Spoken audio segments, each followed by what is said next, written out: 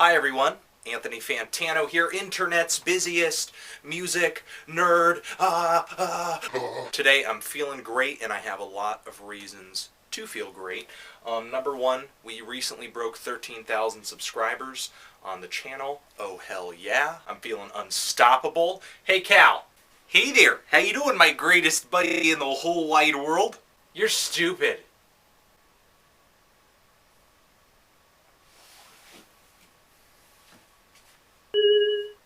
And starting next week is when I'm going to start releasing my lists, my favorite EPs of 2010, favorite music videos, and top 50 tracks and singles, and top 50 albums. I want to make sure that a couple people see some stuff. Yesterday I did a review of that Tonetta album compilation 777 volume 1. If you're looking for an eccentric YouTube personality / musician, go check that out. And also on the blog right now, theneedledrop.com, there is an album that you can download, a mashup album. If you are a fan of sample-based music, I highly recommend that you download Kids and Explosions Computer as soon as possible. Link in the D-box. Come on, it's down there. This review is mostly prompted by some comments that came up on my deadmau5 track review recently, and I promised a few people that I would review this if I got the chance. So, I have.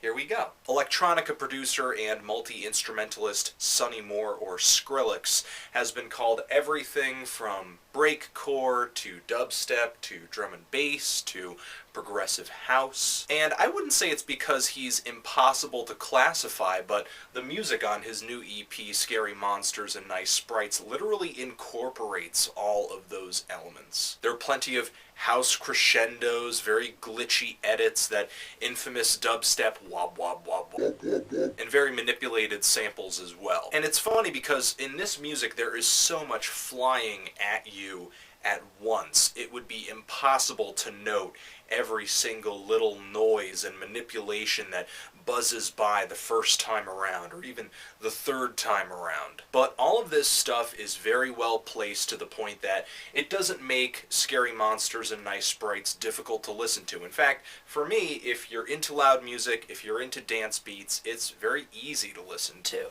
The whole EP starts off with the track Rock and Roll, that's linked down there in the D-box, and if you're not into that track, you're not going to be into the rest of this EP, I don't think, because that song is kind of the manifesto for Skrillex on this EP. Just blaring keyboards, an abusive beat, just really harsh bass programming, a pitch-shifted vocal, and just mind-bending repetitive edits. But for me, the EP kind of goes downhill its second half, but not too far downhill though.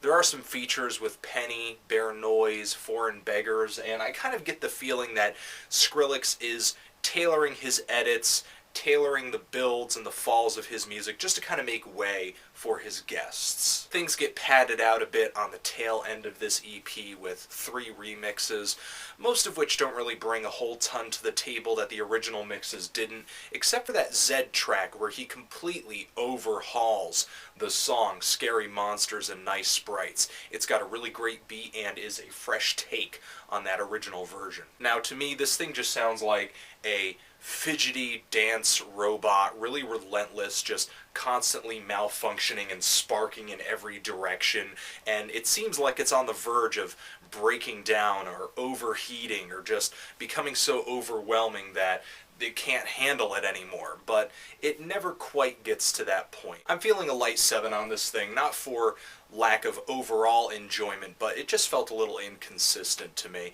I like consistency, I like the feel of an album, I like the feel of a complete work, but like I said on my deadmau5 review, when you're talking about music like this, your strength, your popularity is really derived from your latest single, not whether or not your album is this huge complete work. Alright everyone, thank you for watching. Skrillex, Scary Monsters and Nice Sprites, and tell me what you think of this thing.